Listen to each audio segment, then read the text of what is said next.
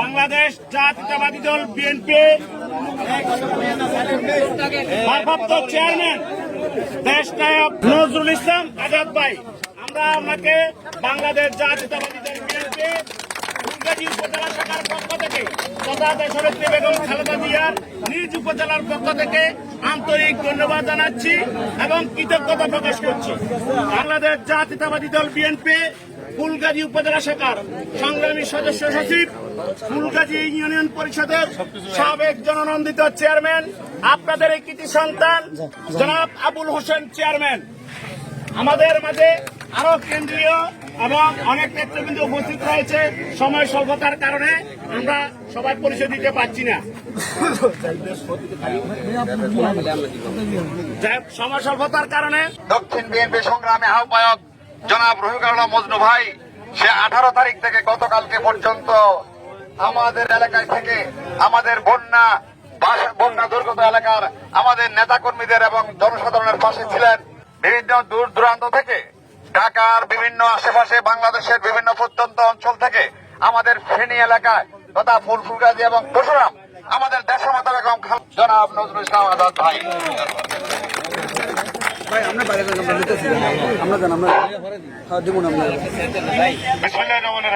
প্রিয় ফুলগাজীবাসী, আসসালামু আলাইকুম। এখানে উপস্থিত আছেন ফুলগাজীর বিএনপির নেতৃবৃন্দ, আমার 2500 থেকে আগত বিএনপির নেতৃবৃন্দ এখানে আছেন।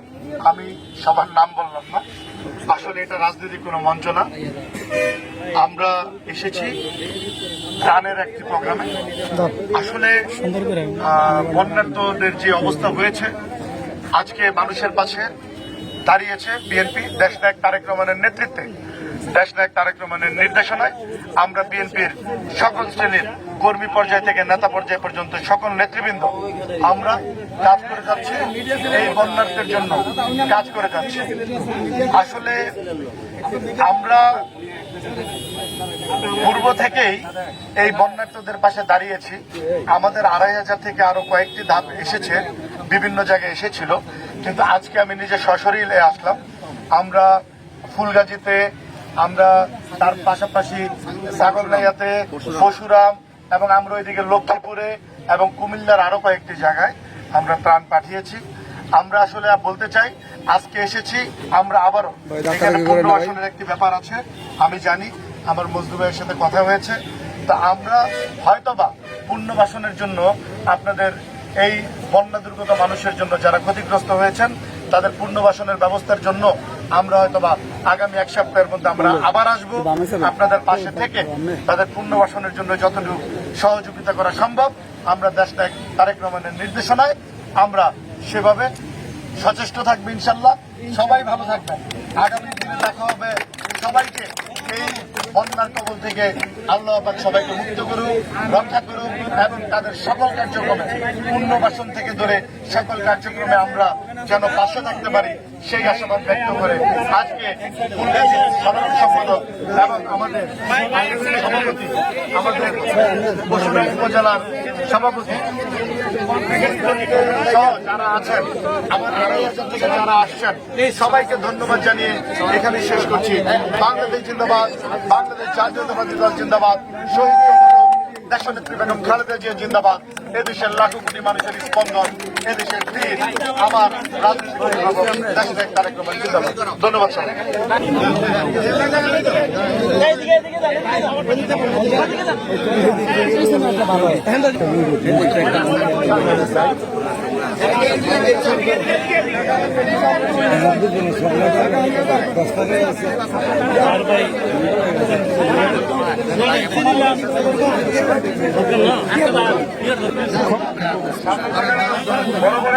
ভালো দেখা যাবে।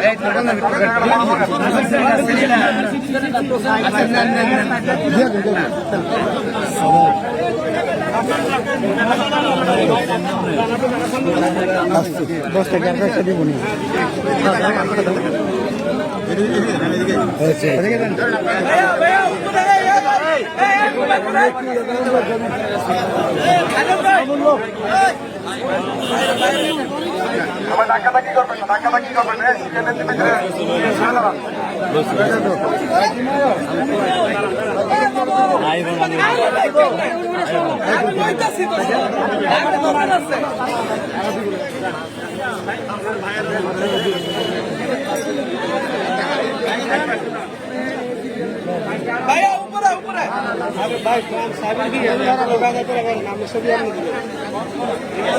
আপনারা একটু সামনের জায়গাটা সরে দাঁড়ান না, সামনে থেকে একটু সরে দাঁড়ান।